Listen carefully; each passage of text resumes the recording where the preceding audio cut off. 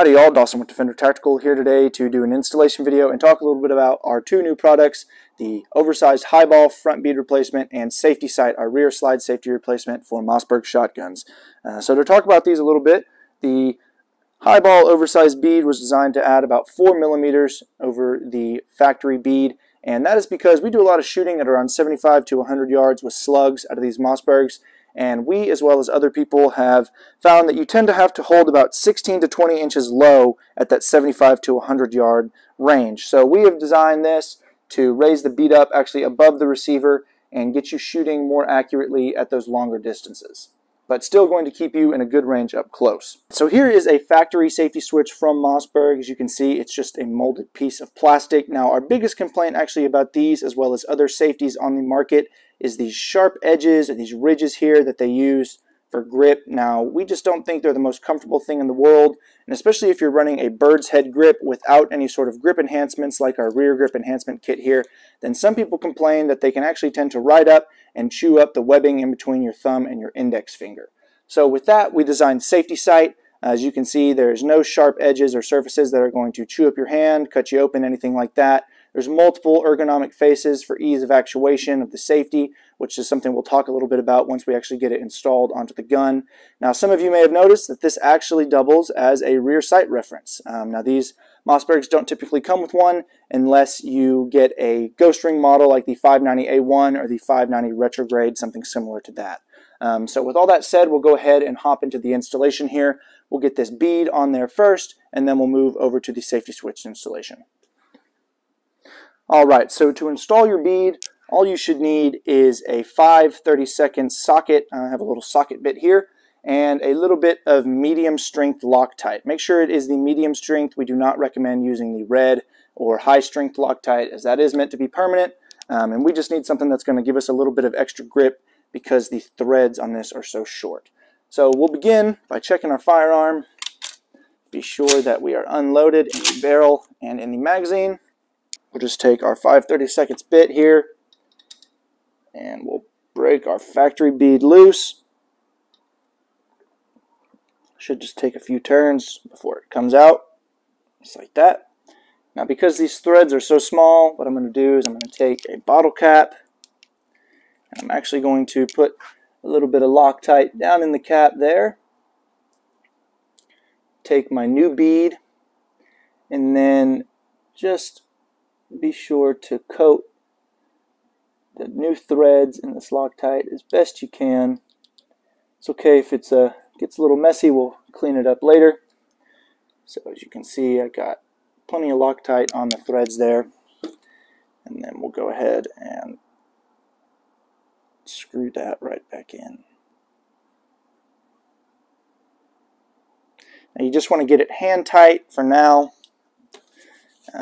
Clean up the excess, and then you can give it just, maybe a little less than a quarter turn, just whatever you can give it without going too tight. Again, you really don't want to strip those threads out. You want to be extra careful just because they have to be so short. So clean up the excess, clean up inside your barrel to be sure that no Loctite dripped through underneath into that hole. We look good. That is the front bead installation. Alright y'all, in order to install the safety switch, all you're going to need is a large flathead screwdriver. You want the biggest one that you can fit inside the groove on the unidirectional tamper-proof screw on your safety. If you're not using one of the parts kits we plan to provide very soon, then you're going to need some medium strength Loctite, the same stuff you used on your bead. Now, if you do end up getting one of the parts kits that we plan to offer, we don't have one today in the shop now, but it'll be the same exact process, except when you're going to reinstall your safety, you shouldn't need to use any Loctite. We'll include a lock washer and a replacement screw in there, so you should just be able to use that and not have to worry about the Loctite if you are using one of our parts kits.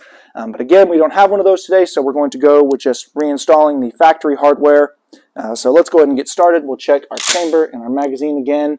We're actually going to leave the action back this time, or else our safety mechanism will fall down inside the receiver. We'll have to take our trigger out and get everything reset, so it's not fun. Be sure that you have your action locked back before you start this.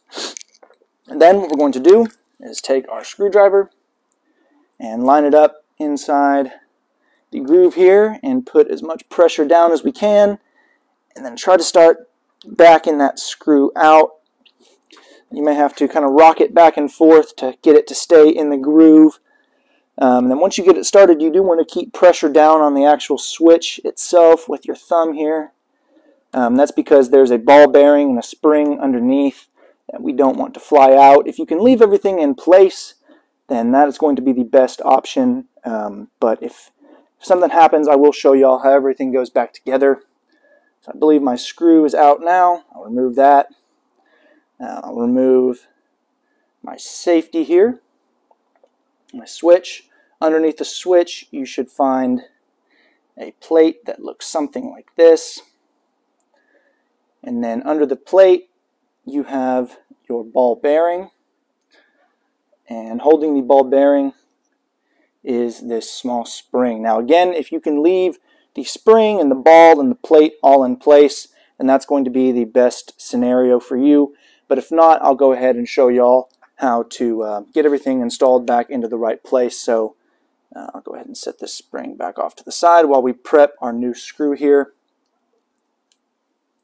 So same situation as we did with the bead. I'm going to take my bottle cap and a little bit of Loctite. This actually isn't necessary. You can probably just put it straight on the threads, but I'm trying to not be super messy today. So we'll let those threads sit there for a second while we get everything back in place. We're going to go with your spring into this hole here.